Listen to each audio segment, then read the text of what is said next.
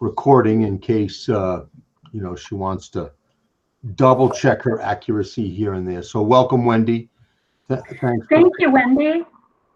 I know Wendy comes to board meetings generally anyway, but it's just nice to have her help us. Thanks. Okay, so our meeting is called to order at 6:32. Are there any changes or additions to the agenda? I noticed we have a couple. We have the electronic communications. We have social media. We also want to take a look at transportation policy tonight because that was one of the ones that was in the Vermont School Boards Association required, but was not in our policies. And then there were a couple of other. And we could look at that cross-check that that Lori did, but I think those are it for now. So I would just add. Well, I made social media separate and transportation separate. Was there another policy we needed to look at tonight? I don't think so. Okay. I think that's it. And the information that we have for the anti-racism task force and policy, that is on the agenda. There's just a little bit more information. So we'll bring that when we get to that on the agenda. Yeah, perfect. Yeah, I think that's good. Okay, so next up, public comments on items not related to the agenda.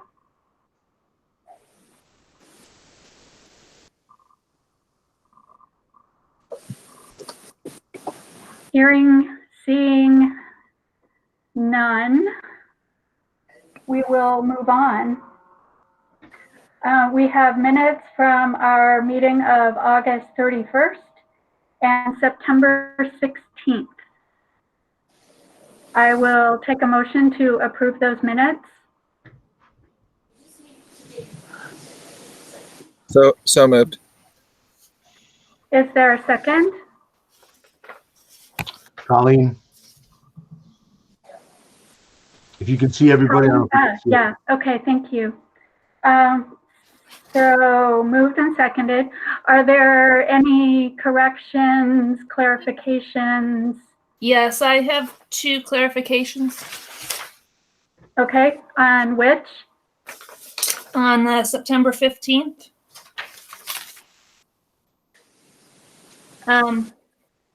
Both of the times when I'm sort of not really quoted, but I just wanted to add in the word anti-racism before policies.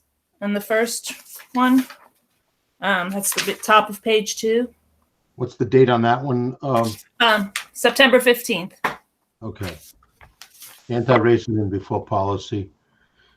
Yeah, so where it says "and" beginning, it should be, how do you feel about white people making anti-racism policies, not just policies in general?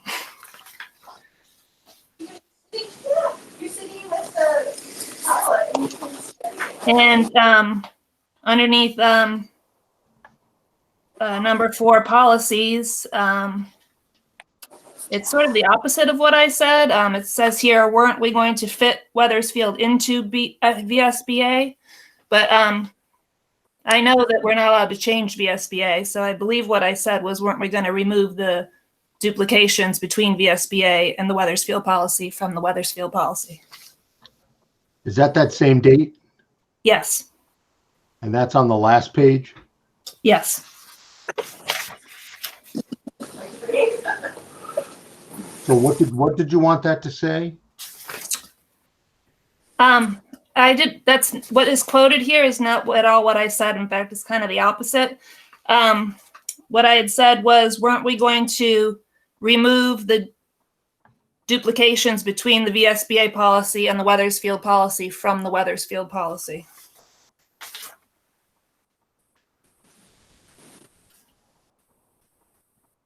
Because I knew we couldn't change the VSBA policy. Okay. Great, thank you. Were there any other changes? Did anyone have?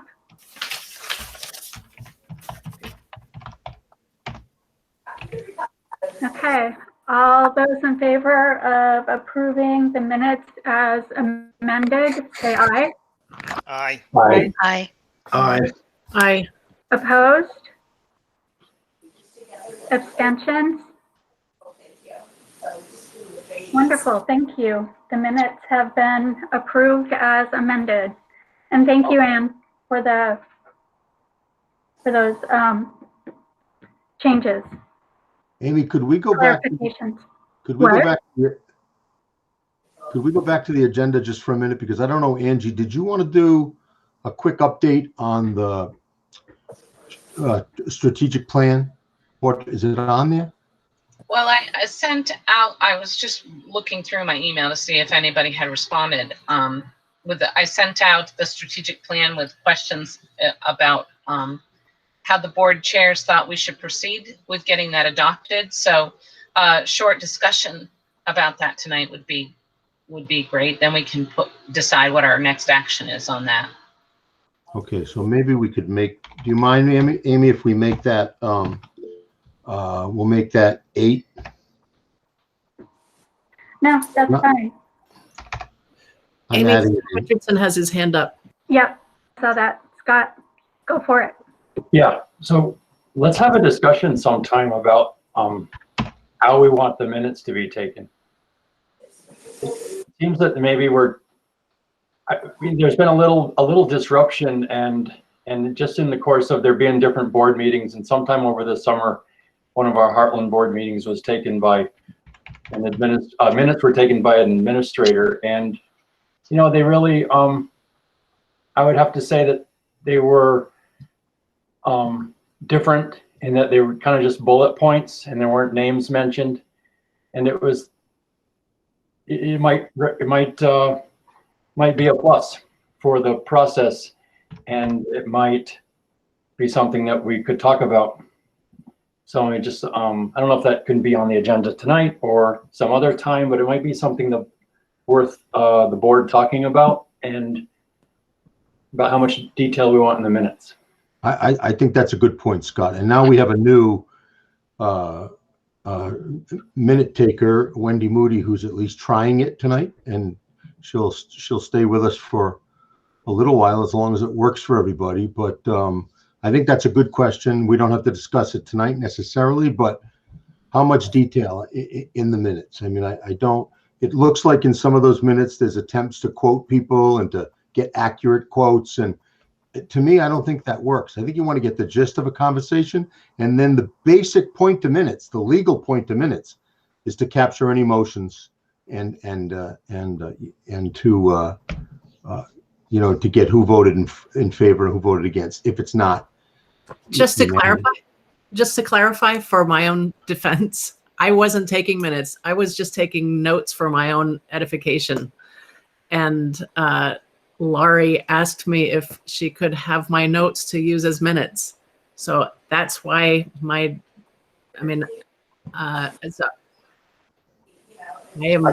not pointing fingers, Elizabeth. No. I'm just saying no. Be obtuse as possible here. Just it's a transition time, like David was saying. Maybe we and other public stuff I've done. I've just seen different systems, and it can be helpful just to capture the gist, like David was saying, and not necessarily get everybody's name and every word quoted. And I think Wendy would like that direction at some point. But let's see what we get out of tonight's meeting, and then we can. But see, even after a conversation like this, I mean, to me, a simple sentence that says, "Board discuss the amount of detail that may be needed in minutes." End of story. Not what Scott said, what Elizabeth said, what Amy said, what Shaw. I think it's just getting the gist of that conversation. But we can certainly. I can certainly work with Wendy a little bit initially, but then the board can maybe just take a look and see if it's enough. If there's a little more we want, but I think it's a good time to do it. Yeah. So just to clarify things for now, do we have consensus? And Sean, I saw that you wanted to say something. Is it in relation to this? Okay. So do we have consensus on just information, kind of straight, not quoting kind of information for the minutes? Thumbs up, looks good. Yeah. Everybody, yeah. So we Okay, don't need to that's vote good. people, Wendy, we Great. just need to get basically the general consensus of the conversation. So an example on that last conversation is the board discussed the need for more or less detail in minutes and decided, you know, they would go with less detail or something like that. Keep it simple. Okay. Sean, did you have something on minutes? No, I had something on the addition to the agenda on the strategic plan. Okay. My question is to you,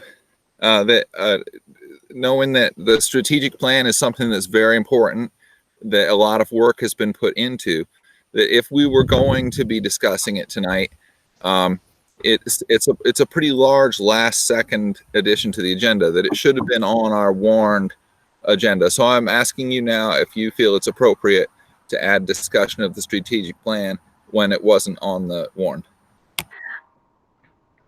I completely agree with you as far as any sort of approval or us wanting to make changes, but just getting a general update from Angie and a reminder for all of us to read all the information that she sent us so that we'll be ready for it at our next meeting is fine.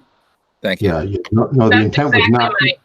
That's exactly the intention. Yeah, not to Okay. discuss it tonight. There'll be no, as Sean said, it's a lengthy document. This would just be to kind of come up with a plan for next month and how we might approach this. Right. So Angie, who did you send it to? Did you send it to all SU board members or just to the board chairs? To only the board chairs. Okay, yeah, so that's why we just need to discuss the method here. and I'm a guilty board chair. Yeah, well, you were away too. Me too. It's a lengthy document. I'm sorry, Angie. No apologies necessary. We're just trying to get ourselves moving forward with the process. Completely understand. So let's see. Moving on, we have the anti-racism task force update. We met as the smaller group met last night.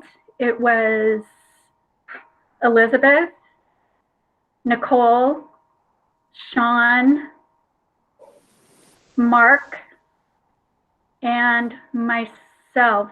Am I missing someone? Oh, Colleen was there. Thank you. Yeah, and we... And Christine, was Christine there? Christine, yes, and Christine was there. It was a discussion about how Jameson asked the questions to all of us. There were approximately 20 having to do with our personal experiences and where we are in our personal journey of working with anti-racism and what we thought in terms of the creation of the policy and how we want it to work.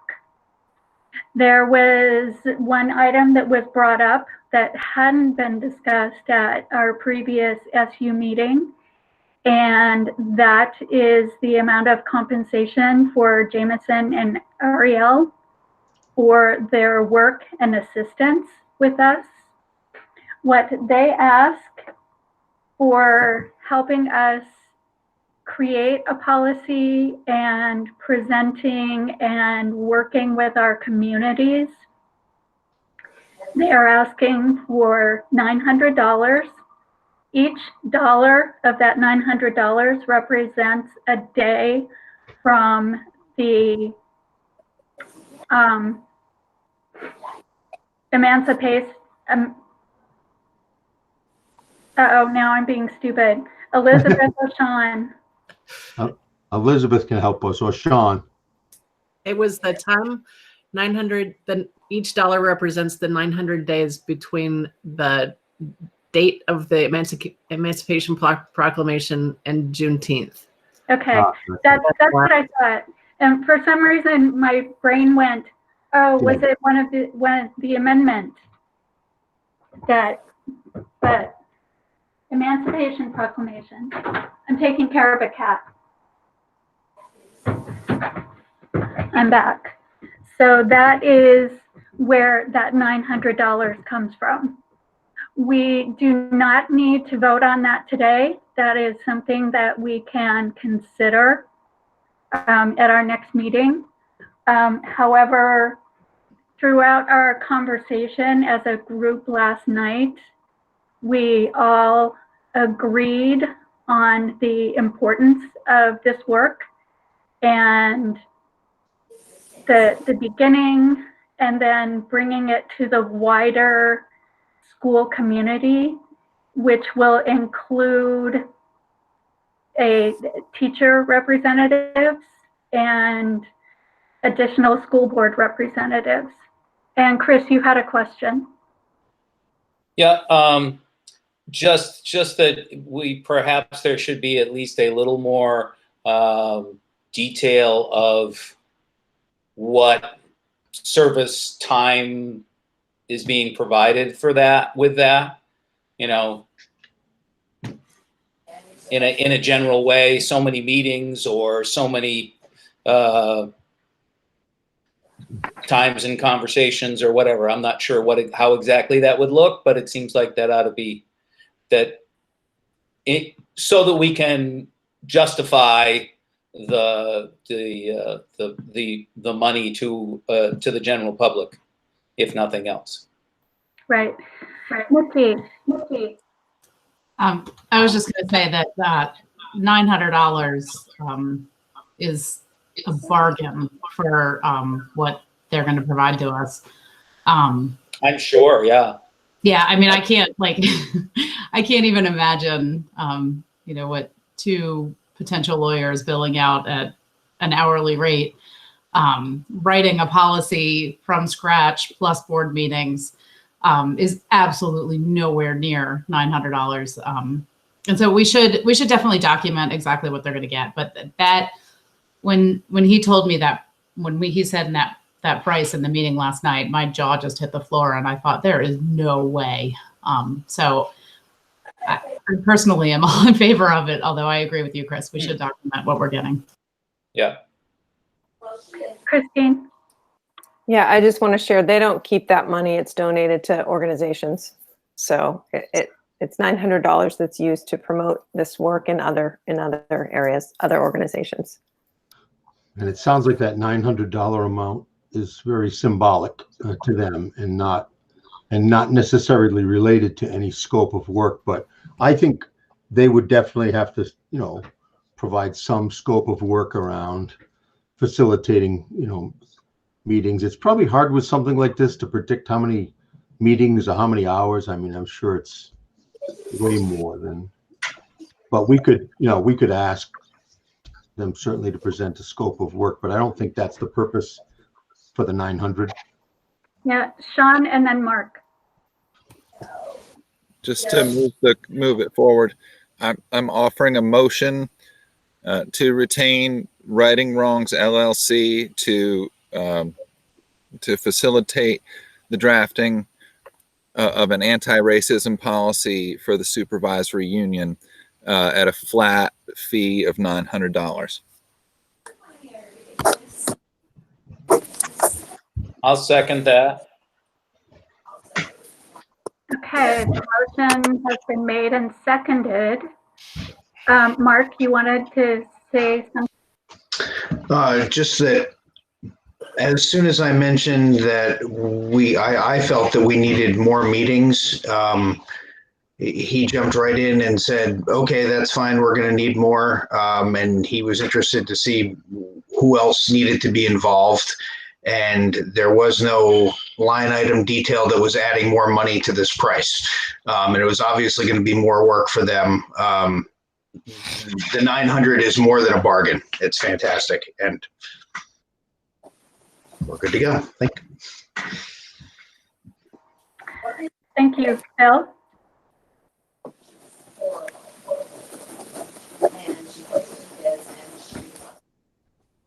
Oh, I didn't have anything.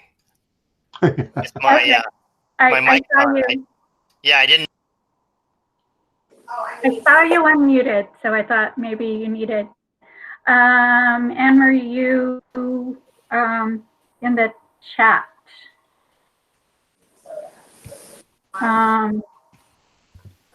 Yeah, I just was saying that I agree that it's a very big bargain, and I think, like everyone's saying, it's very symbolic, the amount, and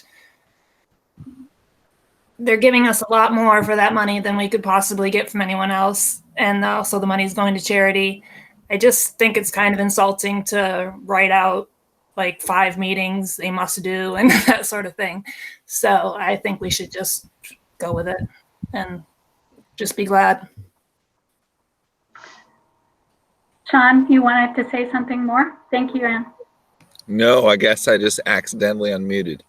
I would say you mentioned Juneteenth, but I'm not sure everybody knows that that's the day that the last slaves in America found out about the Emancipation Proclamation, almost 3 years after it had been issued, and well after the Civil War had ended.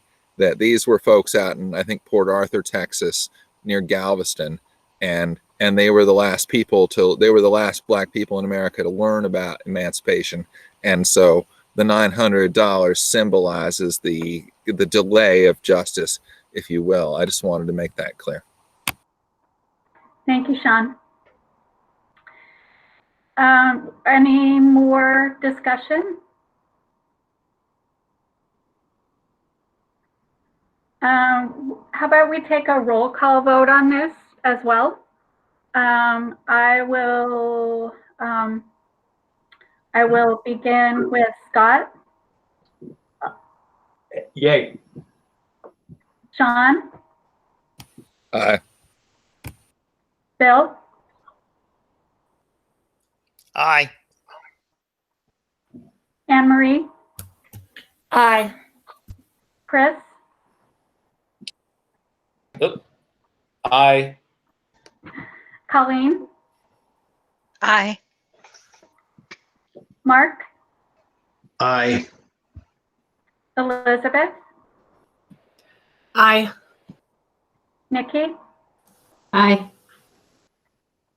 And I think I'm the last. Aye. It is unanimous. It is very important work that we will be doing. Go to Elizabeth. Yep. Elizabeth?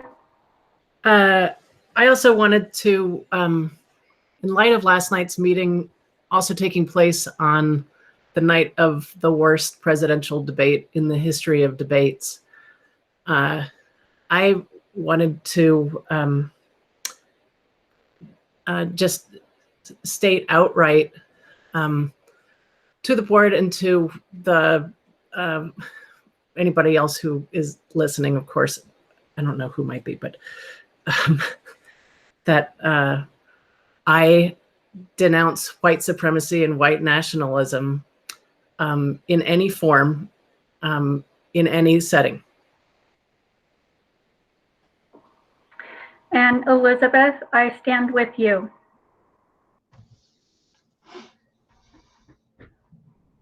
Mm-hmm.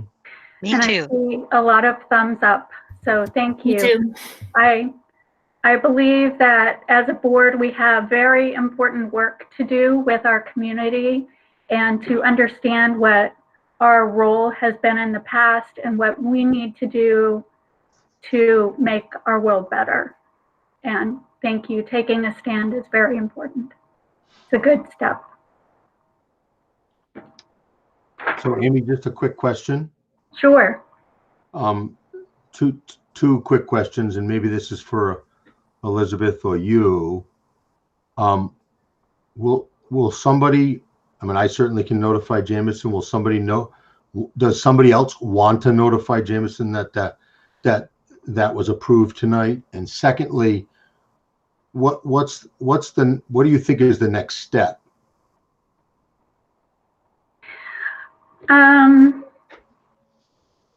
Elizabeth has had the most communication with them and has worked more with them. So Elizabeth, if you're okay to notify, and then the documentation can be the minutes, or Right. if they need something more, we can actually sign a contract that we're asking them to assist us with anti-racism policies and community work for $900. I think they have a contract. Good. Okay. So, Okay. I would inform them, and I think the next step is that they were going to have a session with the administrators. They were interested in talking with the building leaders and with Angie and with you. And then I think, now please tell me if I'm getting this wrong, that was going to happen, and then from there it was going to fan out to more teachers and to community members. Am I getting that right? That's my understanding. That was my understanding too. Christine, you have a choice about whether you want to do the administration meeting or not. I'd love to. I think it would be interesting. Yeah, and I was there last night, as I've been engaged in this work for the last couple of years. So, but I'm happy to attend another meeting. So then, will the administrators, Elizabeth, wait to hear back from you? Yeah. with dates and times for possibilities? Yeah, I sent them an email today asking them for dates and times so that we can. I think that's the first step, because they seem to be the busiest of anybody Right. at all. And Right. so I asked them for dates and times, and then I'll send you out a doodle poll, and you can just tell me who you are. And then we'll go from there. Yeah. Great. Sean, you raised your hand. Yes, further clarifications. What we voted to do as a board at our last meeting was to establish a task force on anti-racism. And in our meeting, we agreed that our next, that we would meet as a task force to establish the parameters of what we were, and the scope of our intentions as a task force.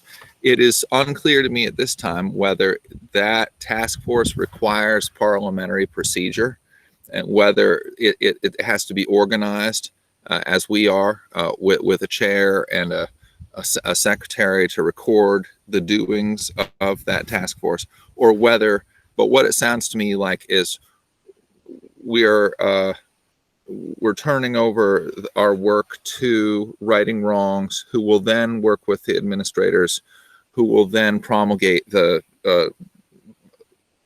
policy to the faculty. But I don't think that's not actually how we do things, right? We actually, if there's going to be a policy change, we have to approve it as a board. So please clarify what is the parliamentary standing of the task force? I think that's an excellent question, by the way, Sean. I think since you authorized the formation of an anti-racism task force for the purposes of developing policy and perhaps a strategy around implementing that policy, it becomes an official committee or task force of this board, which means that they are a public entity. Their meetings will have to be warned once that task force is finally formed. And then all of the stuff that they do in that task force has to come back to this board for final approval, including the policy approval. So it will need a chair, it will need somebody to take minutes and notes, and it will have to be well documented. My understanding of what's going on right now, however, just so I want to so I can summarize, is that the board leadership, right, the board chairs and a couple of other people met with Jameson to just sort of look at the scope of work, and now Jameson has requested, as part of that LLC, to meet with the administrative team. I'm not sure what the purpose, but maybe to determine readiness, or to just get a sense of where the administrators are. And then after that, my sense is the task force you authorized last month will then be formed, and you'll reach out to, you know, the rest of the community to see who might want to be a part of that. We've had people who've reached out to us already, and at some point somebody will have to determine how big you want that task force to be, and maybe you already did this last night, who those stakeholders needed to be at the table. So that's my understanding. I don't know if that completely answers your question, Sean, but it was a good question. And your response, I would say, hit the nail on the head. We spoke about not wanting the task force to be huge and unwieldy, but we do want community, we want teachers, and we want potentially students on it as well. And student representatives, yeah, we do. We want student representatives. There were no names mentioned, no names attached to any of these titles. So once Jameson and Ariel speak with administrators, kind of get their sense of the scope of the work, and then we will go from there. Anne Marie, and then Elizabeth. I guess I just kind of wonder, like, when we want to, when we invite the community in, do we want to just leave it open to anyone to show up to the meeting from the community, or do we want to, I don't know, just try to Solicit names and then decide amongst those? I'm just a little worried about things because I've seen what's going on in Springfield right now. I don't know if a lot of you have been paying attention to that, but I've seen a lot of stuff, and I just think if certain members of the community show up to meetings like this, it could make other people feel very unsafe. I don't know, I'm just a little nervous about that sort of thing. Yeah, so there will be ground rules to every meeting, but because it's a public entity, unless we go into executive session, and those reasons for executive session are limited, it is a public meeting and anyone can come. Yeah, and I think what I heard, the question. Whoever chairs the task force will need to have courage and strength to moderate better perhaps than what we saw at a certain debate last night. But it will be a public meeting. There will be community members who are on the task force, and community members can be part of that meeting, not necessarily on the task force. Kind of like a board meeting that it's held in public, but is not a public forum, where we listen to community input, but it's not going to be, that we'll listen and take into consideration, but it's not a public forum. Okay, and where do we want to advertise that for the community? Do we want to put that on Facebook, like in groups that represent our towns, or how do we want to do that? I think we'll take that step when we get there, when it's decided on the teachers who want to be involved, and then we've already received inquiries from members of our community, and we'll just kind of go from there. And again, it will depend on how large we decide we want the task force to be, keeping in mind that the more people, there is more input, but that input can also be unwieldy. David, did you want to say something? No, I think you just summarized. I thought that's what Anne Marie was asking. Would we solicit community members for the task force, students for the task force, and then the board would, I think, sort through those official members of the task force. And but Amy's right. It would be a public meeting, warned, and anybody can show up. It's just going to take good facilitation and good structure to keep the conversation moving in the direction consistent with the purpose of this task force. And that is also a reason why we're very happy that we have Righting Wrongs to assist us in facilitating the discussion. They have a lot of experience in that role. Colleen, I think I saw you put your hand up. It may be too early to talk about it. We did talk about the numbers, or I asked Jameson how large he thought was a good, not unwieldy number, and he said 15 to 20 typically. So I'd like us to keep that in mind. I don't know if we can, or for the task force. Right, I think we can do that, keeping that in mind. Elizabeth. And any number of people from the public can come and listen and Sure. participate. I didn't hear him say that. I heard him say that 15 to 20 was the biggest he had had. Okay. That's the cap. That's the highest. And the other thing that I heard really that kind of maybe I just heard it wrong, but was that he really needed more input from teachers and principals, that that these board types were, great and all, but Yeah, show me the people in the schools.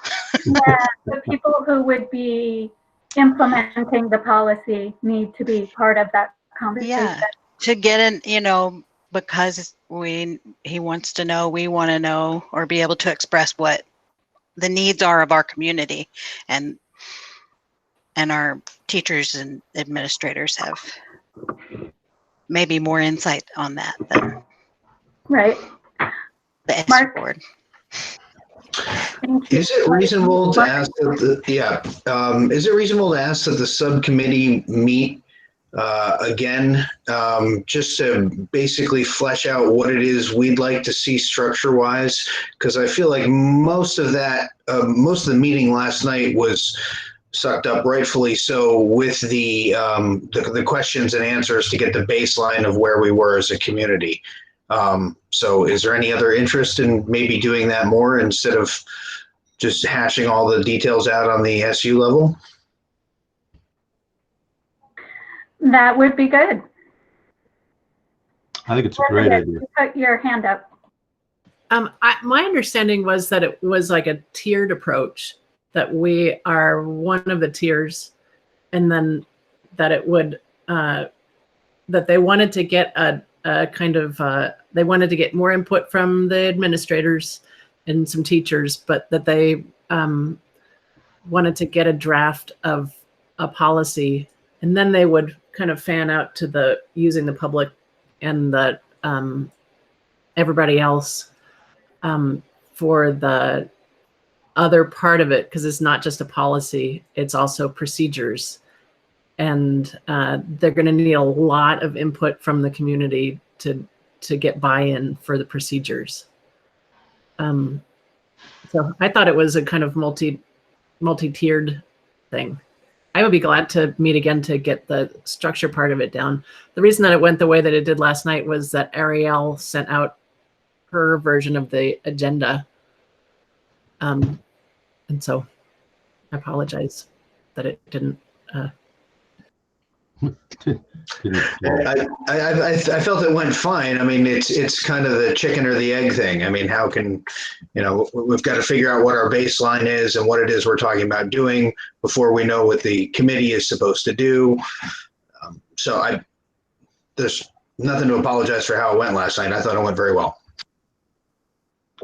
Yeah. So what I'm hearing is that group that met the other night, is sort of like the initial steering committee. Once we meet with the administrators and get that data, then that committee will get back together again to, as Mark said, work out the structure and a little bit more of the detail. And then we'll get to the point that Anne Marie was talking about, where we'll reach out for other members of the task force. I think the deliberation and the patience and is going to be really important. That's what I've really liked about working with this board and the other boards. I mean, this is not a rush to do something that's quote unquote politically correct. This is to really change, to right the wrongs and have that conversation as a much more broader community, and that's going to be huge. And I think that I think we're off to a good start. Just take our time.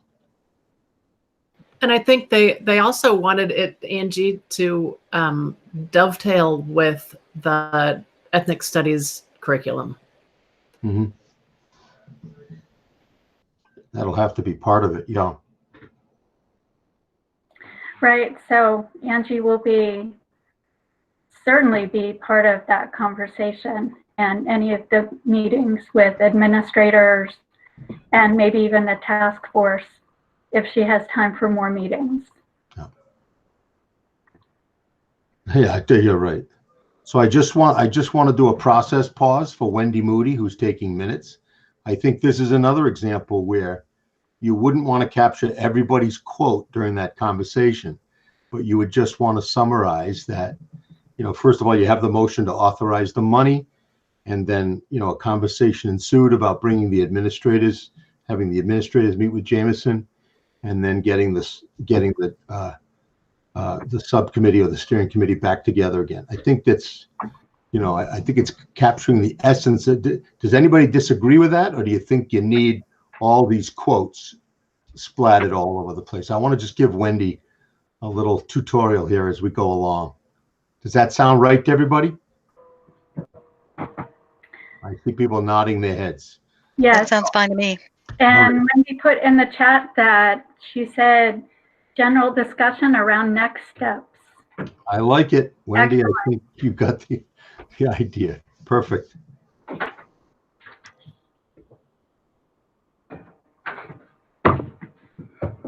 And I have a cat who can't decide whether she wants in the room or out of the room, so why I keep getting up.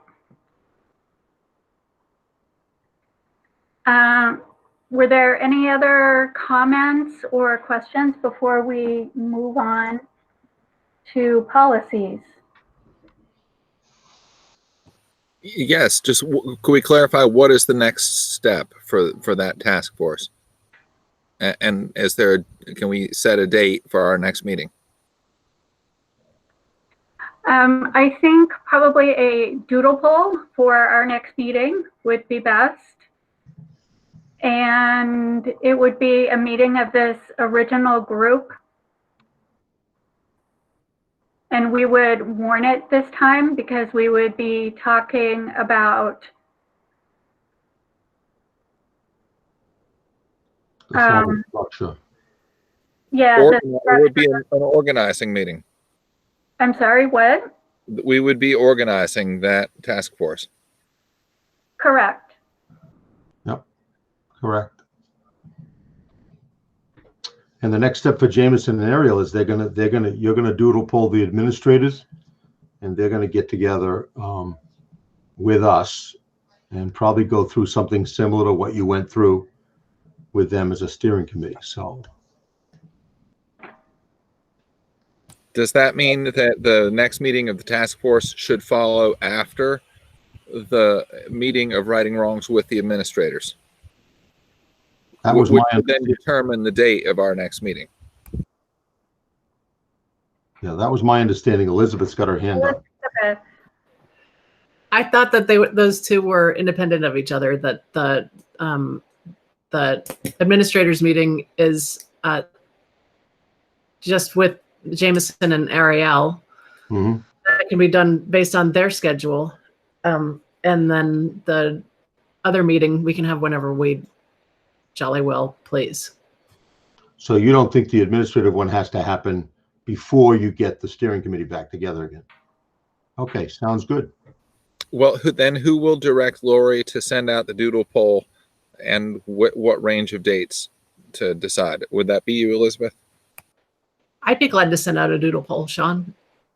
We don't have to, I mean. or I can as chair of the SU board. They're not that hard to set up. Thank you. You've done pretty well, Elizabeth, I know. And yeah, I think the key, like you said, Elizabeth, is you need to get those dates from Jameson and Ariel. They're critical. And then you'll have some dates for the administrators and some dates for you folks. And if we're going to look at those as two separate entities, then I think they can happen almost simultaneously. Sounds like a plan. Thanks for taking the lead on this, Elizabeth, too. All of you, but I mean, Elizabeth, you've really been persistent. I like that. Thank you. Any other comments or questions? We will move on to policies. And the first one we have, let me just get there, is the agenda. Go ahead. it's the VSBA, electronic communications between employees and students. Correct.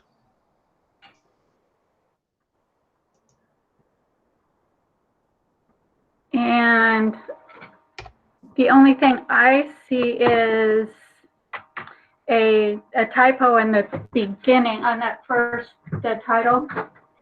Yeah, I just corrected that.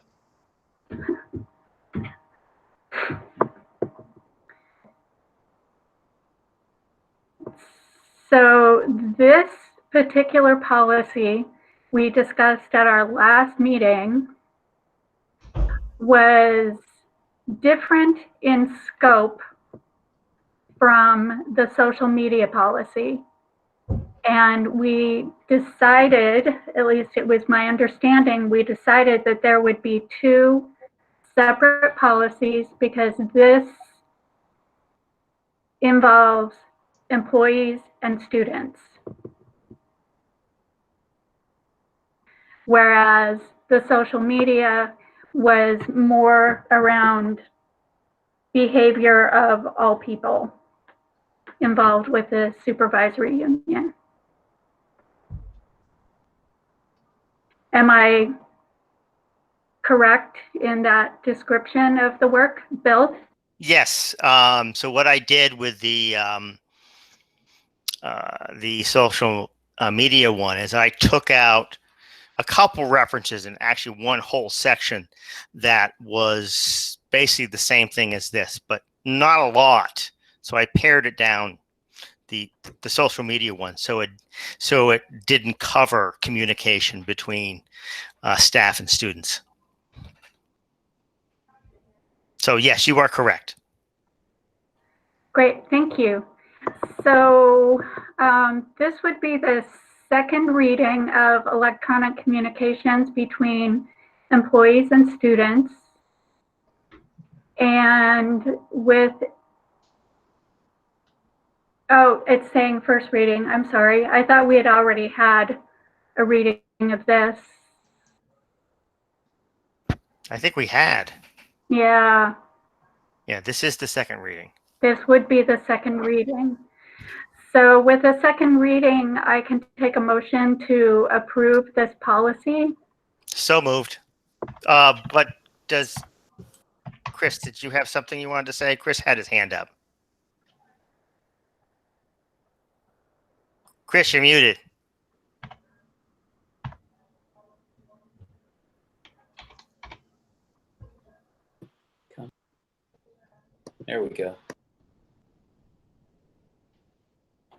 Chris, Still muted.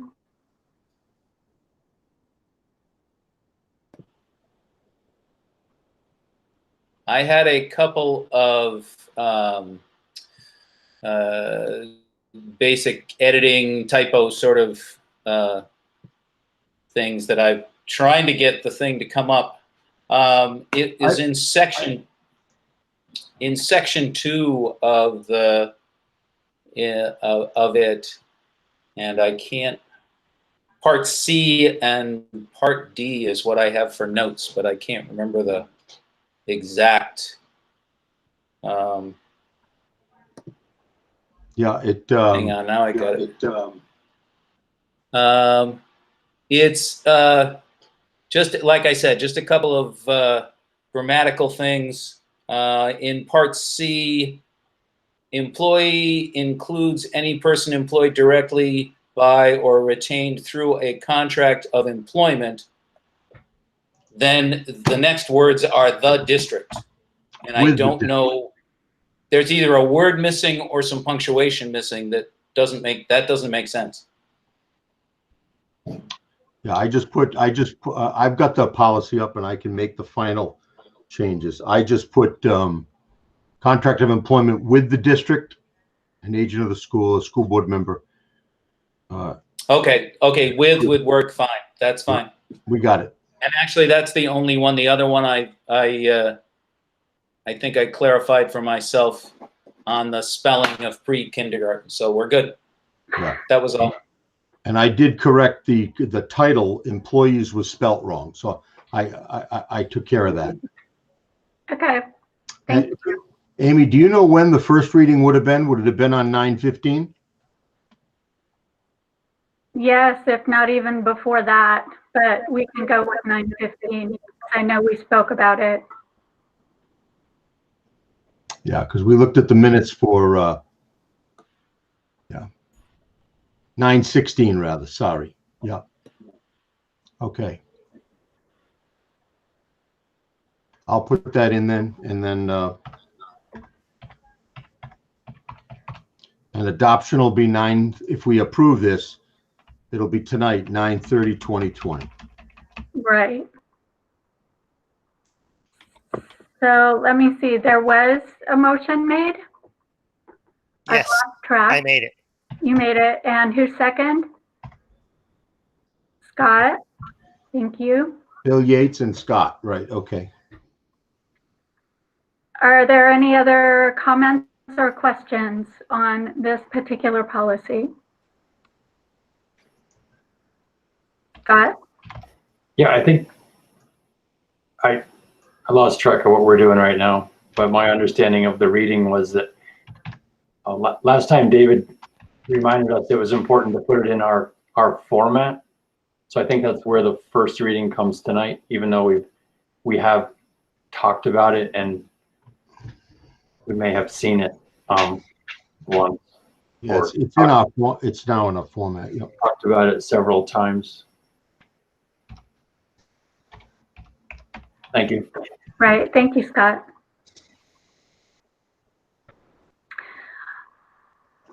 Any other comments or questions? All those in favor of approving the electronic communications between employees and students policy, I will ask for a roll call with Bill. Aye. Sean? Aye. Elizabeth? Aye. Colleen? Aye. Nikki? Aye. Scott? Aye. Mark? Aye. Anne Marie? Aye. And I think I got everyone correct. Yes. Chris! Oh my No, God, you didn't. I missed Chris. I'm so sorry. It's okay. Thank you. And you, geez. Okay. And I say aye. So it is approved. Next up, we have more discussion on the social media policy. There is a section that has been highlighted. It's on page 6, section E, paragraphs C and D. And also, I think Elizabeth had some information she wanted to share with us as well. Do you want? Yeah, Elizabeth shared stuff with me, but she's welcome to share it again. The highlighted section is mostly information that Elizabeth shared with me. I had some pieces in there, but she found something that I felt was better, so that's what I put in. Did everybody see that? I can share it. Specifically, what was there before was C, was in reference to staff communication with students. So I removed that and replaced it with something that I found, and afterwards I shared it with what Elizabeth found.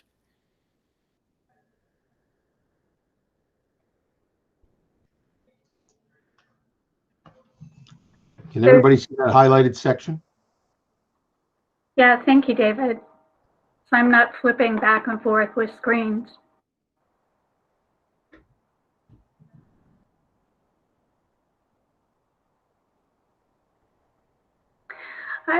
I think in particularly paragraph D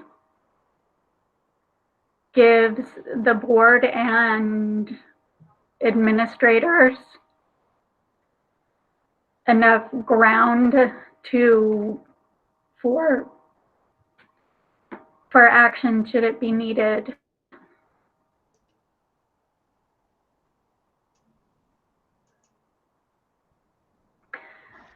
Does anyone have other questions or comments?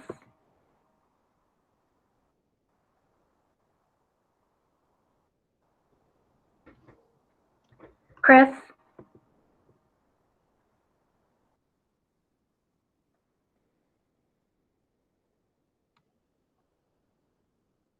Is Chris muted?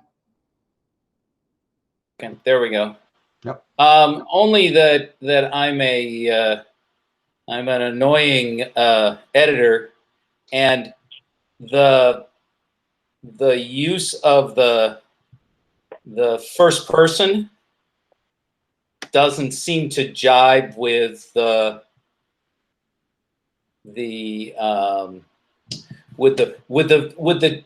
voice of the rest of our policies and the way our policy speaks. So when you're saying you do this, that's not standard policy speak. You know, so I think we need to. Chris, I'm looking at the actual working copy. I'm sorry, I need to open it though. I'm just looking at it. Why can't I open this? Come on, come on. Yes, I know I edited it today. Open with Google Docs. Okay. You're talking about which? I'm talking about section D specifically. Okay. David, could you scroll that up a little? There it is. Thank you.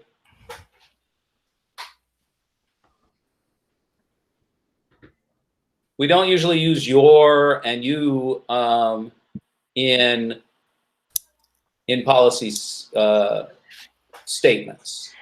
And I'm not sure the exact wording it should be, but that seems to be. I agree with that too. Right. I don't see you or your anywhere else. It just kind of stands out as.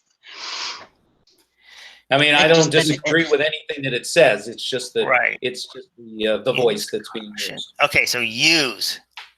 Okay, I see the use. Yeah. Your professional image. Yeah. Okay. Because it should be just take the your face-to-face conversations or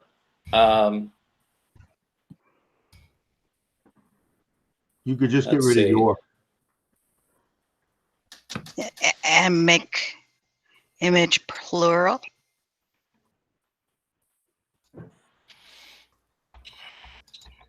Yeah, that would work. Did you see it someplace else too, Chris?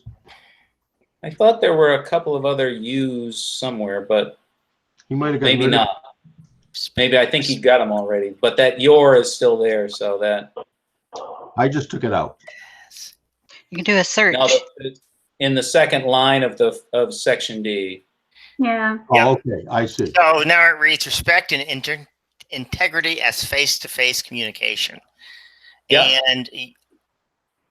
And there's a second one down below. Reflect on I got rid of that one too. professional image.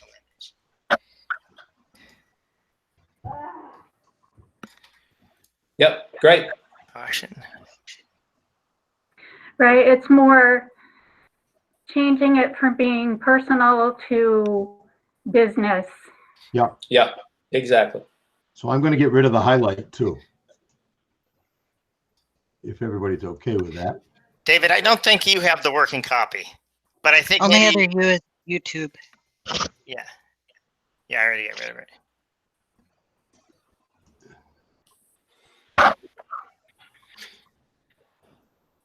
Yeah, well, the one you're seeing on the screen is the one I'm working on. We have to make sure that if we adopt this tonight. Okay, so when posting any comment and or image to the internet, it may reflect negatively on professional image. That's the second to last sentence of part D. So I took. Yep. Yep.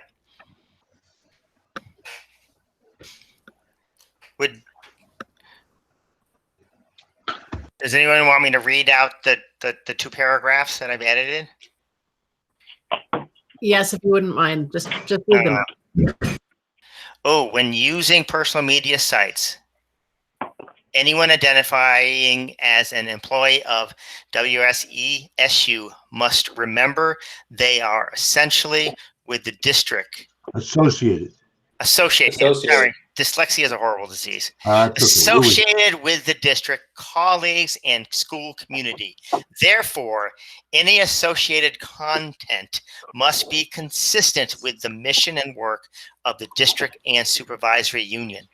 Online behavior must reflect the same standards of professionalism, respect, and integrity as face-to-face communication. Even with the most stringent privacy settings, when posting online, comments that are related to school, students, family, or the district, even in a personal capacity, staff should act as if all comments posting are in the public domain. When posting any comment and or image to the internet, it may reflect negatively on professional image. Be advised the failure to adhere to these guidelines may result in disciplinary action. Good. Perfect.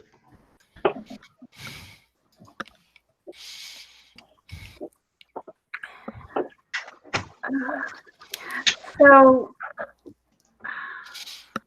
how are people feeling on this? Would you like one more reading, or have the opportunity to take this one more time to look at the new paragraphs, or would we be ready to approve this evening?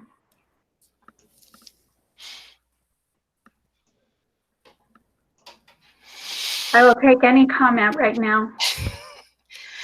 I'd be fine with approving. I would vote for it. I mean, I've read it a dozen times. Would this be the time to make a motion to approve it? Certainly, I will take a motion to approve it. I'll move to approve it. This is Nikki. Second. Mark will second. And Nikki was fast for seconding. Yes. Okay, I will take a roll call. Well, wait a minute. So I'm now sorry? discussion. Oh, discussion. Yeah, thank you, Scott. I get so excited because we'd already had a lot of discussion. Yeah, I just wanted to point out that it was a little, I was going with the so-called working copy that David shared in the email on the 28th. Didn't have that D section added as far as I can see. No, it doesn't. And yeah. the social media policy he has up right now is not the working copy either. Yeah, so I think if we're going to vote on something, I'd like to see it all 100% in front of me. Well, right. And it was that. I'm sorry to interrupt you, Scott. Yeah. So that would be one thing I would prefer. And B, I just wondered if the perhaps David or another board member that was really up on this could comment on the length of this. I am just from that. Just on that practical matter, I mean, it seems like a lot for an administrator to know and then be able to hold teachers to. And so, okay, that's my comment. Thank you, Scott. Elizabeth and then Bill. I know it seems long, Scott, but from some of the other policies that I read, it's actually pretty similar in length to other things that are out there. Bill? One of the main reasons it's very long is because it's very comprehensive. It covers not just personal Facebook and social media, but it covers the steps to get approval for staff to create social media accounts for the school, so that if a staff wants to create a classroom social media, it goes through that approval process as well. So this is just a very well written and thought out policy that covers a very wide range of issues, and it does it clearly. I mean, I think that's one reason it's very long, because it is a very large scope. So for one example, on the last full page, and then there's a page 8, it's under the heading procedure. We had mentioned this at one other board meeting in the last 6 weeks.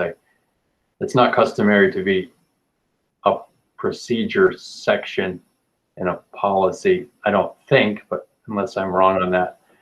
I mean, we basically aren't supposed to be telling school leaders exactly what moves to make, but just some general expectations with policy. Yeah, I think, Scott, from an administrative standpoint, I mean, I think you could do it both ways. I mean, the procedure section, you could technically take it out, but in some cases, like for example, in our drug and alcohol policy and in our weapons policy, because they're so intense, they do tend to be a little bit more prescriptive around, it just sort of protects the administrators and the board. I mean, I think in this case, especially since that last section after additional inquiries says procedures for social media, I mean, you could technically move that to a procedures section. I mean, I think it probably should be still voted on, but I could go either way. Or that could be changed to section H and creation of social, how is it? Yeah, you could make it H. Yeah. Yeah. And creating and using professional social media accounts.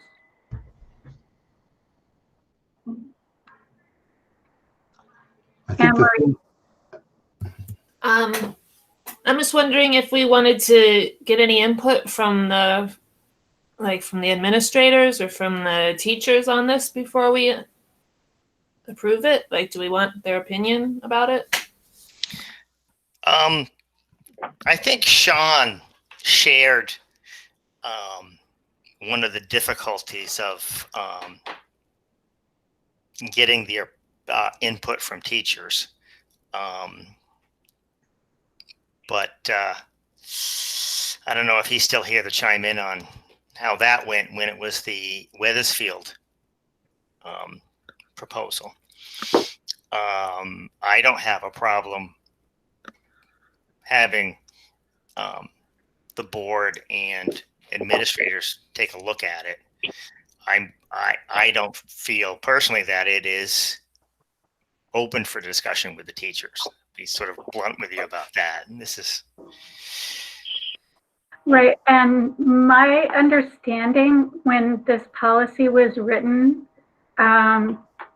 it did include a number of people from the Wethersfield community, along with Laura McNaughton, who put a lot of time and energy and looking at the legal ramifications of all of it. And I know, I guess at this meeting, we can ask our administrators who are here what their thoughts on it are. But I believe Bill is right that as a board, we set the policy for the environment that we want in our school community and how we want people, how people behave and use social media is a reflection on our school community.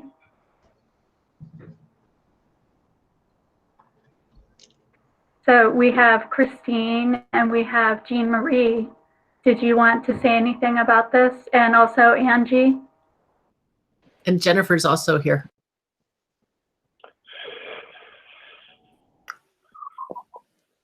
Jean has her hand up, and Christine.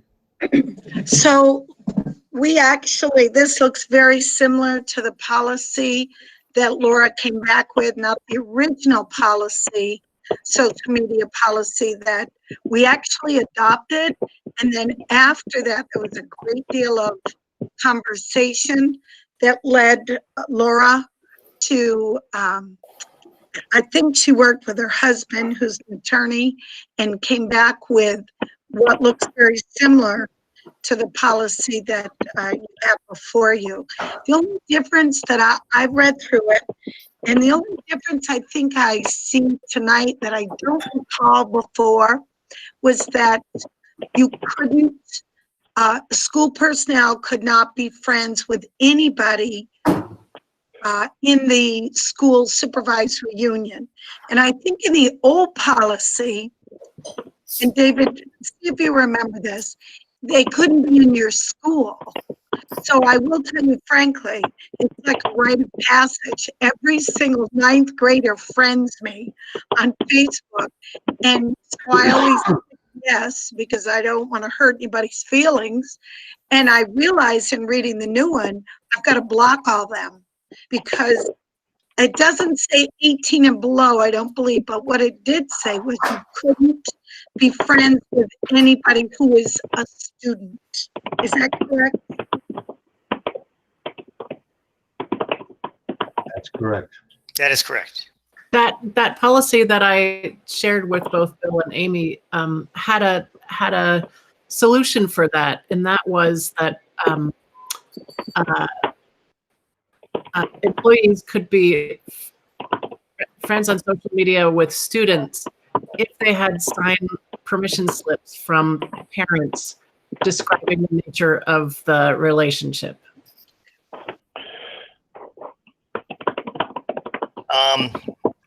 At the same time, Amy, may I sort of chime in here? Oh, certainly. And also, there's someone on the phone who is typing.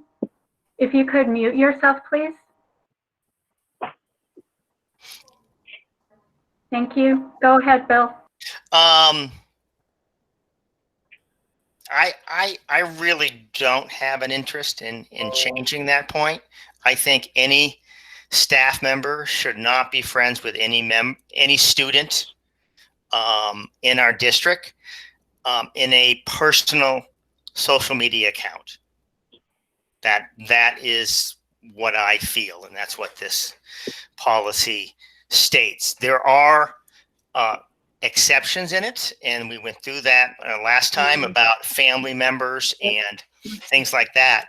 But Jean Marie, I think as a principal, it would be quite reasonable or even appropriate for you to set up a school account for you to manage, and then friend those students who have left on that school account.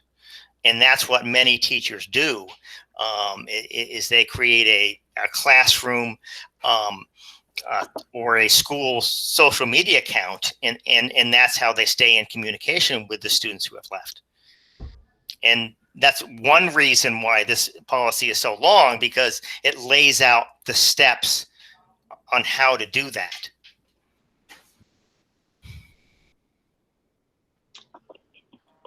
Christine had her hand up too.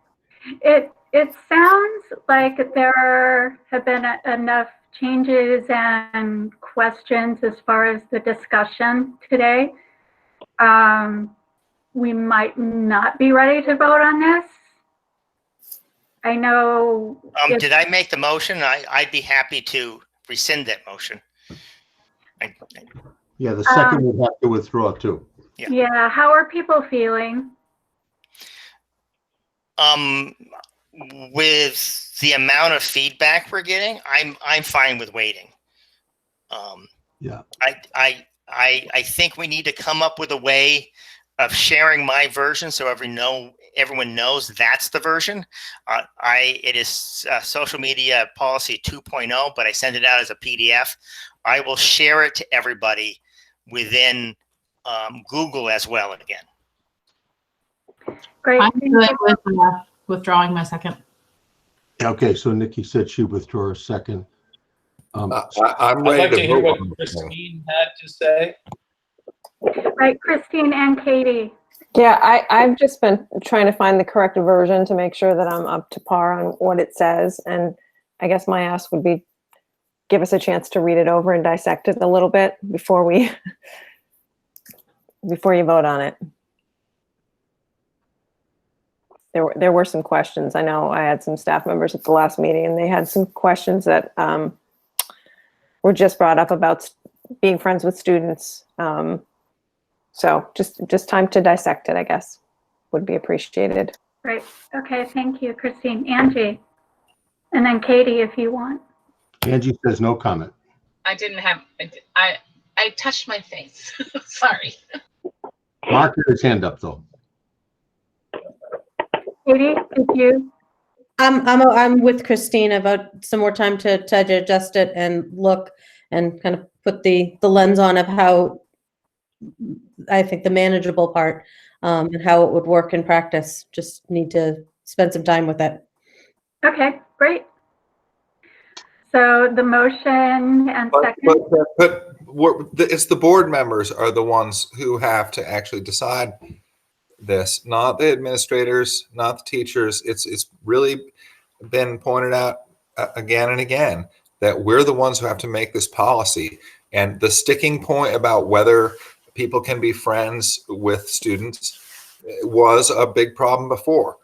I hope that it has been clarified again tonight that there is an appropriate avenue for that, and that is through your official school account. Yeah. There's no prohibition on friending. That needs to be understood clearly by all. And it's been hashed out over a period of years to make it clear. We're saying, the policy is saying that the appropriate way to do that is through your official school account. I am not, I didn't make the motion or the second, but my 2 cents is that I'm ready to vote on this. I don't always agree with Sean, but I'm going to agree with him 100% on that point. I am not going to change my mind. I am set on that. I have no problem agreeing to let people read the version, and I'm going to reshare it here in a second, but there is no way that I am going to back down from Right. there. So And, thank you, and Sean. I think, thank you, Bill, and thank you, Sean. I think the important thing is that we are all reading the version that has the correct title and first reading, second reading, approval, so that it is in the format of all of our other policies. And we all know that we are reading the same policy and that it's ready to go after we voted, it's approved. Mark, you had something. Yes, can I ask that Bill share that document now with everyone directly through a Gmail? And if we do not vote on this, can we make the period between now and the next board meeting the last commentary period for the board on this? Does that sound reasonable or no? Okay, yes, to answer your question, what I did at the end of the email from Lori Brown, reminder SU school board meeting Tuesday, Wednesday, 9/13. After that, I added a strand. The first one is the PDF. The second one is the link to the Word document in my Google account.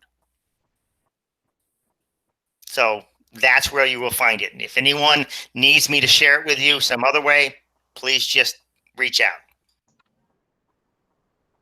Great, thank you.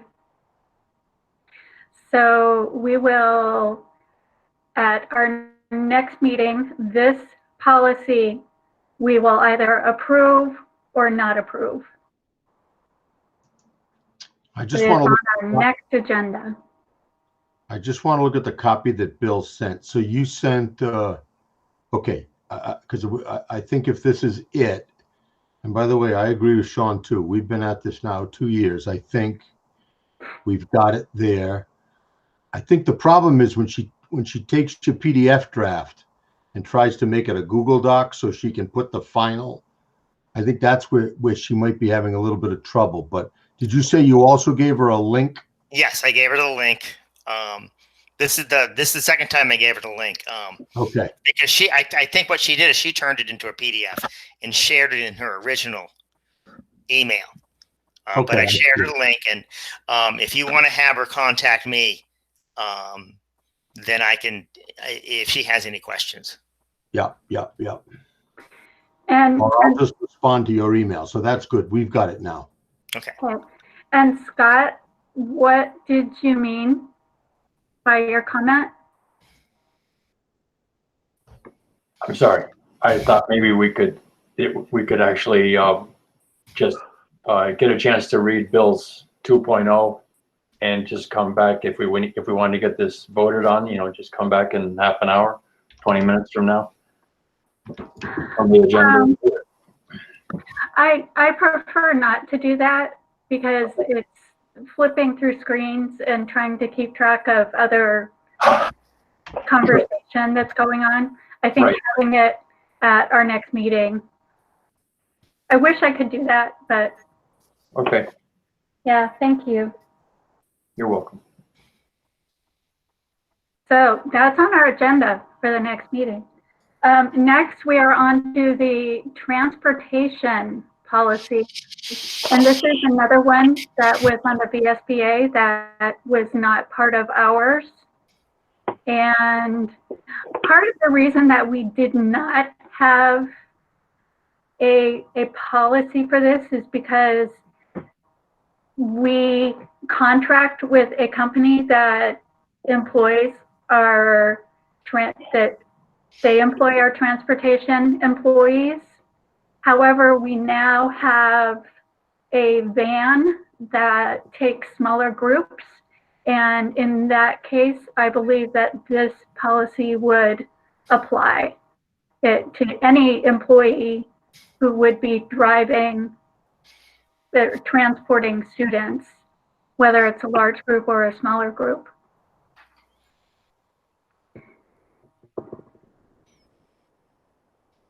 This is a first reading. Does anyone have any questions or comments? Nikki?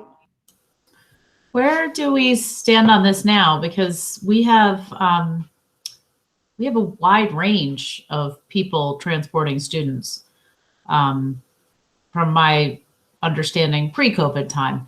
And I just am wondering how many people we are currently doing drug and alcohol tests on, and how many people we will need to be doing drug and alcohol tests on. David, do we have any employees who are our employees who are transporting students?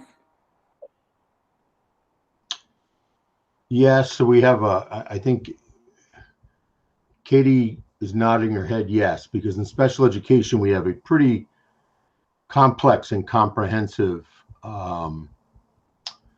set of folks who transport. Katie, you might want to weigh in on this. The way I read this policy, and if you've got it in front of you, I mean, then I just want to emphasize that what this says, and remember, we have a transportation policy, but this is a drug and alcohol testing transportation employees policy. And what it says is the superintendent or his or her designee will ensure alcohol and drug tests are required of all safety sensitive transportation employees as required by the federal omnibus transportation employee test act. And what that does, and our insurance company keeps really careful watch over this, is that's why we can't transport any more than 7 in a vehicle. Like and that's why when we bought the van, we had to buy the van as a 7-passenger if we're taking the golf team to the golf course, because they would not be considered federal omnibus transportation employees that are safety sensitive.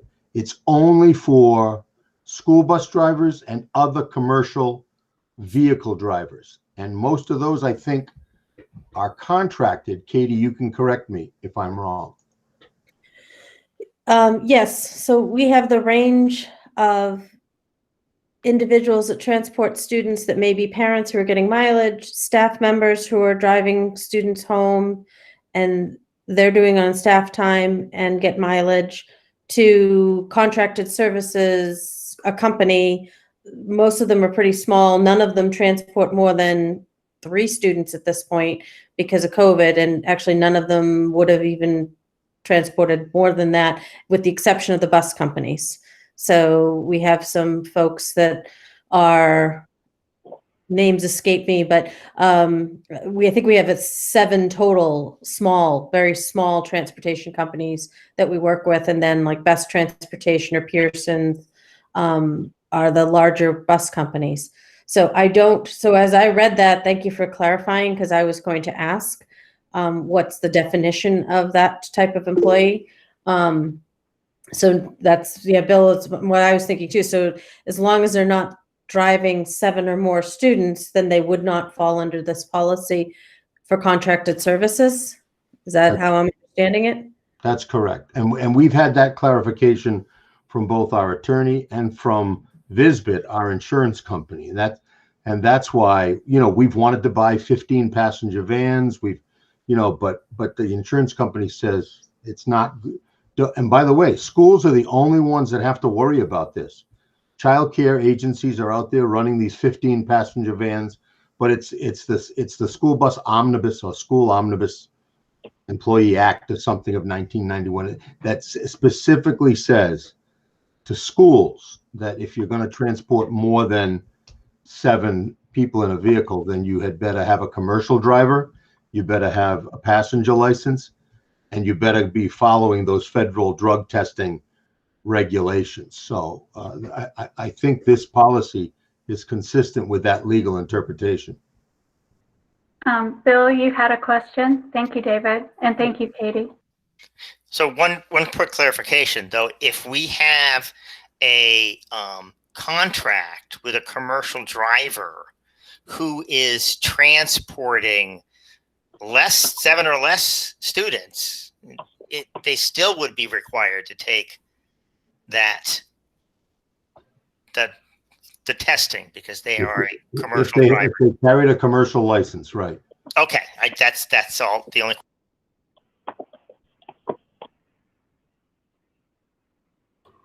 Right, because some of our teams are kind of small. For instance, at one point, the bowling team, when a bus actually took them, it would be maybe 8 students or something. So it would still be in a bus with a commercial bus driver. And in order to maintain your commercial license and your passenger endorsement and your school bus license, all of those, any of those categories or all of them together, you have to submit to these random drug tests that are out there.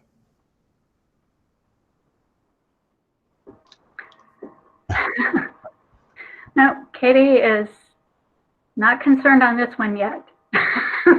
No, that's right. She's got it. But Katie, if we have anybody other than, I mean, if we have anybody transporting that has a commercial license there, then you and I should probably double check just to make sure they understand the rules. I'm sure they know them, and I did check with our major provider, which is I knew the answer anyhow, but he does, comply with all these mandatory federal, drug and alcohol testing procedures. So you and I, Katie, can just look at the other transportation list and make sure we've checked that. But I don't know when this became a required policy.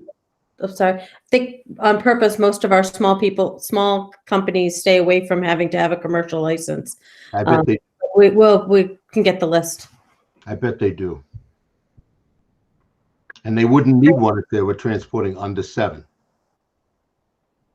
Great, thank you. So this will be the first reading. At our next meeting, we can have the second reading and approval of this policy. Okay.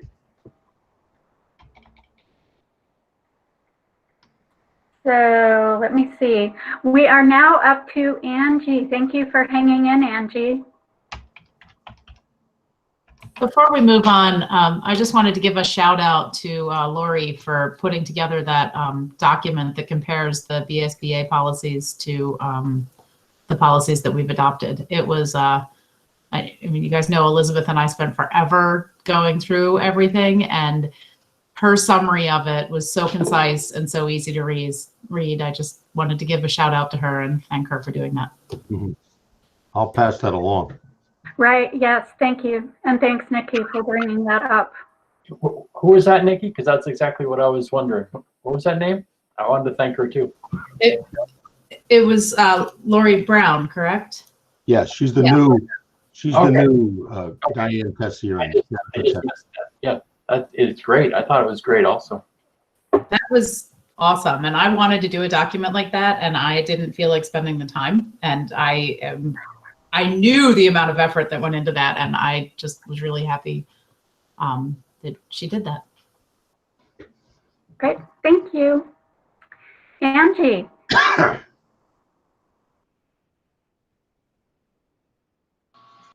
Angie's getting her volume on. I unmuted myself and then muted myself again. At least I didn't hang up, which I've done twice today in earlier meetings. So I think at this point, I was just double checking my email to make sure I actually hit send on those emails. Did somebody actually see them? So if I didn't hit send, I'm like, oh no, maybe I didn't send it to you and I thought I did. No, Angie, I was being irresponsible. I haven't had a chance to read through it all and process, and so I didn't respond yet. Okay, but you did get it, so I'm not crazy. Okay, that's all. I didn't want you to think you were crazy if you were looking for it and I didn't have it. I had not hit send. So basically, the email was so Mike Nicholson, our consultant, suggested that we go over the strategic plan in a small group with the board chairs first, and then bring it to the larger group. And 2 out of the 4 of you were very involved in the creation of the strategic plan. So I didn't know what your preference was and wanted to determine what your preference was in terms of, do you want to meet ahead of time, or do you want to schedule a time where the whole board can be present and we can ask Mike to be there and walk us through the plan? I mean, the other thing I want to reinforce here is, first of all the time that the writing committee put into the plan, and Nikki and Elizabeth and Angie, and I think maybe Christine, were you part of that as well? Yeah, there's a group of folks who were part of that. I mean, I want to commend them on the work. This is an incredibly comprehensive document, but to Sean's point, this is also the strategic plan that's going to drive our work for the next 3 to 5 years, and you'll see some dates in there, and those dates can be worked with. But that's why I think whatever method we determine is the best way to go from here. I mean, I think that we just got to know, because the ultimate goal is that this supervisory union, on behalf of all 3 of our districts and 4 of our communities, the hope would be that eventually, with revisions, we can adopt this, and then that becomes the official work plan for our supervisory union and all associated districts. I know that this means another meeting for board chairs, but I know we all really, really like them. I think maybe just having a working session of how it will be presented instead of just one big, here it is, to everyone, so that we all have a plan on how to present it, if that makes sense.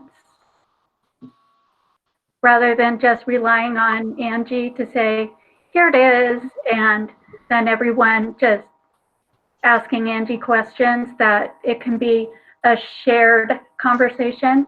And Elizabeth? I did read it, and it's a lot. I think it requires a lot of explanation and walking through. It's going to require a lot of hand-holding for the people who are to whom it's being presented, because it's a strategic plan, but not only did we take months to write it, but there's also a rationale behind each section. And I think it would be good to explain the rationales, how we arrived at each section and why it has a longer or shorter time frame, because some of them have shorter time frames because they're nested within another goal, right? And so I agree. I think it would be a good idea to meet about it, but I think we could also accomplish quite a bit with just an email exchange to start off with. But that also requires everybody committing to reading it and digesting it and making notes about it. Right. We have to read our emails. It's really crucial. We've been talking about how we wanted to have a strategic plan and a guiding document, and we need to, working backwards. I really would love to be able to approach this year's budget season with this strategic plan already in place, so that we can pin the budget to the goals in the strategic plan. That's the way that's all supposed to work. So if we can meet and get that all underway before the budget season begins, so that we can present to the board what the plan is, that would make the whole budget season so much easier and actually fulfilling, I think. I agree. To have the creation of the budget directly tied to our strategic plan, which is the way it should be. It's a goal itself. Yes, it's a goal. Yeah.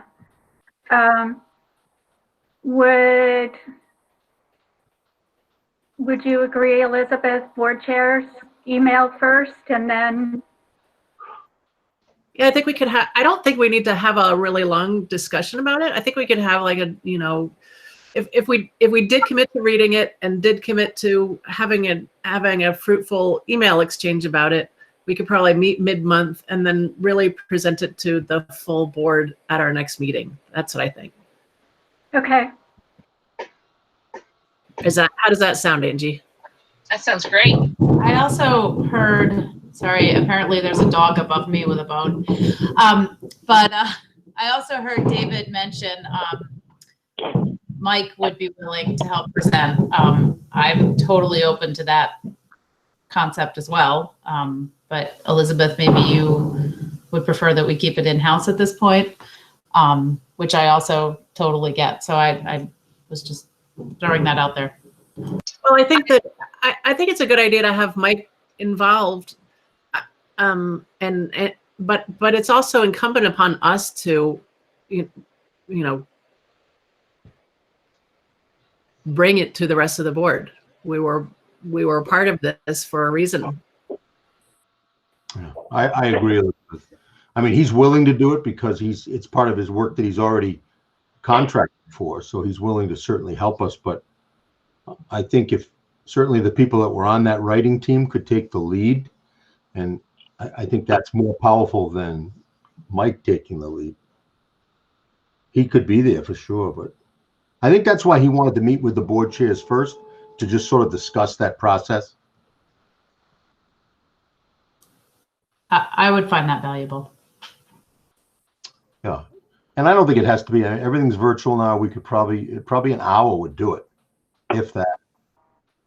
If we come to the meeting all have read Yeah, it, right. with notes about the sticky points for us, or areas that you're excited about and that sort of thing, that would be helpful. So Angie, do you want to check with Mike for a couple of possible dates, and then we'll throw those out to the board chairs? That would be Amy. So I did hear that perhaps having a email conversation to begin with might be create a more efficient meeting. Is that still something you want to consider? I think so. Sounds good. So then I should aim for what, the third week of October? That gives us a couple weeks to get through the plan and email back and forth, or do you want me to try to see if he's available before then? When do we have our next SU meeting? Are we the Last Monday? Last Wednesday? the last Wednesday? No, it's Monday, the Last 26th. Monday? Or, I'm sorry. Yeah, October. Yeah, October 26th. 23rd.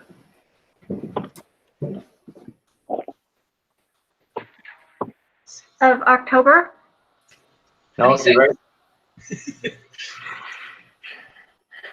I scrolled right past October and I was looking at November. Sorry about that. It's okay. I thought I was looking at my September calendar at first too. Like, time. Who knows?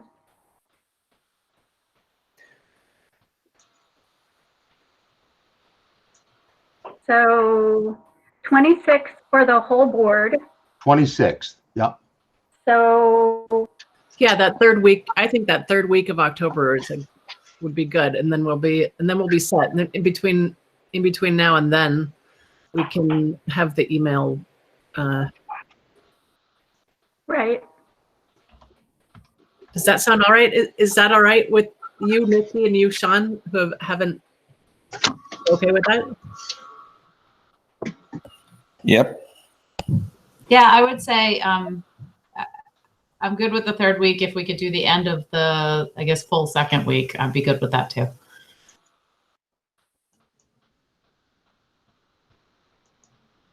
Does that give you enough direction, Angie?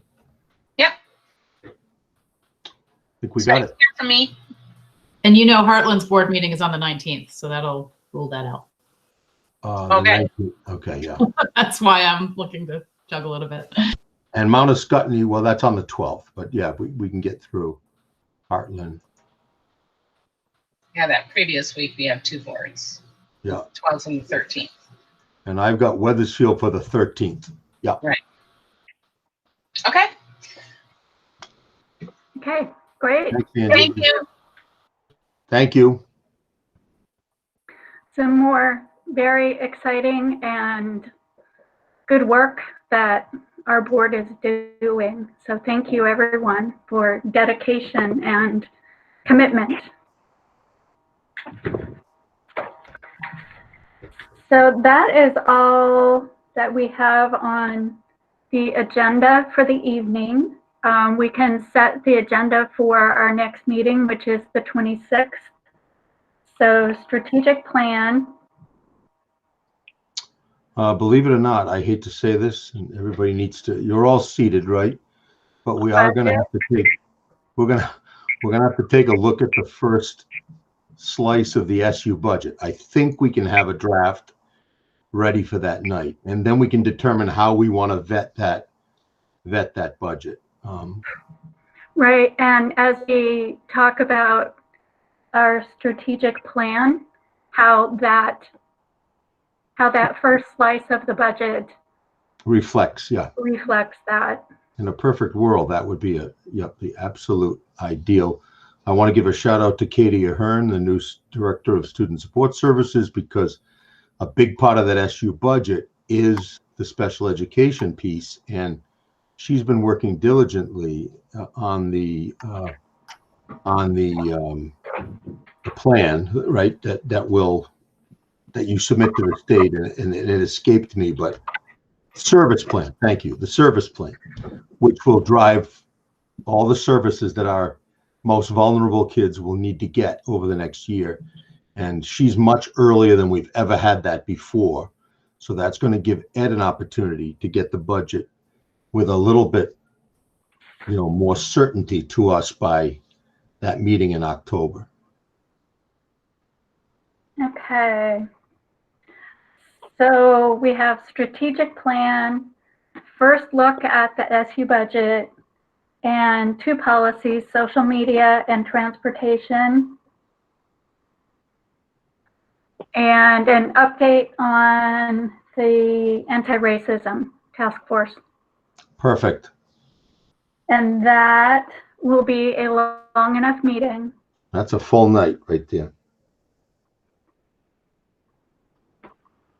Can I give one more shout out? I want to give a shout out to Christine Bourne, Jean Marie, Jennifer Aldrich, all the administrators.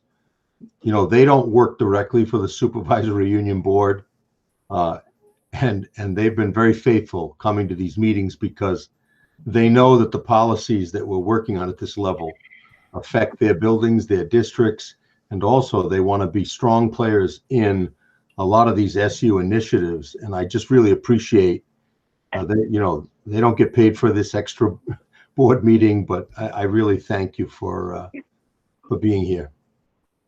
Right. We also have Colleen Deschamps. And Colleen Deschamps is on the line, correct? Yeah. Yes. Thank you to everyone. It helps make our conversation much more rich and meaningful.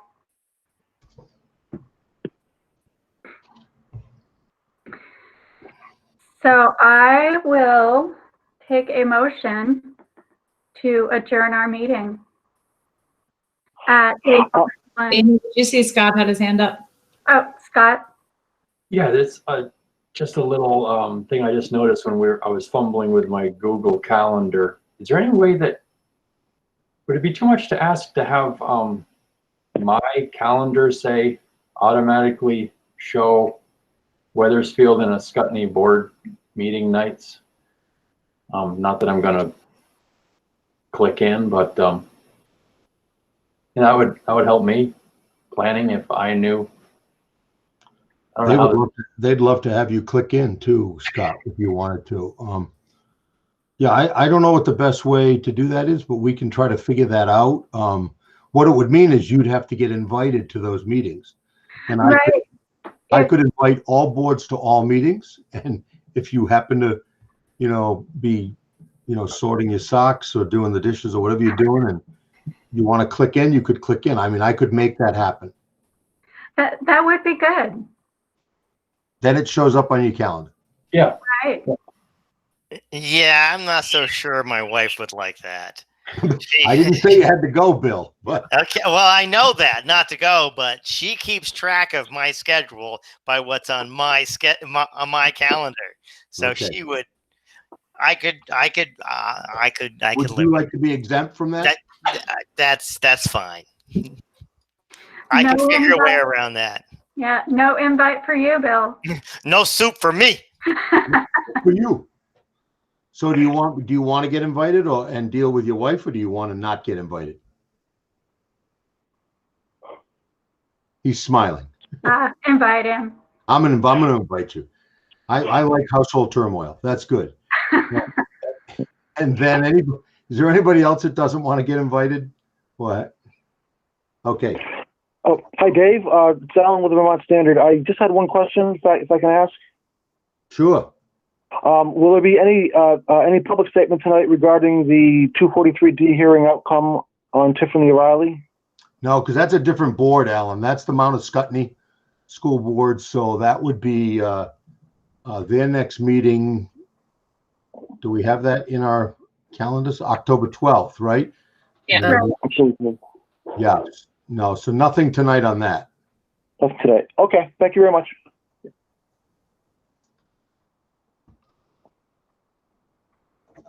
So I will take a motion to adjourn our meeting. I can move. All right, Nikki and Colleen is the second, and I believe we are all approving. Aye. Aye. Aye. If Wendy Moody is still on the line, could you just hang out for a minute while everybody says goodbye? Aye. Good night, everybody. Good night, Good night. everybody. Thank you. Good night. Thank you, guys. Thanks, everybody. Bye-bye. Thank you. Thanks again, Wendy. Thanks, Colleen, Katie, all the administrators. Before I hang up, David, when you're done with Wendy, can you check your message from me? Yeah, if you want to hang in there for a minute, because I'm just going to be 2 minutes with Wendy. Chris, you need help getting out of If here? you don't mind me saying, I'll Now say. Chris is out of there. Yeah. Do you know Wendy Moody? Wendy, this is Colleen Deschamps. You're Colleen. recording your meeting still. Oh, geez, you're right. So maybe I'll stop that, huh? And you know what? I can get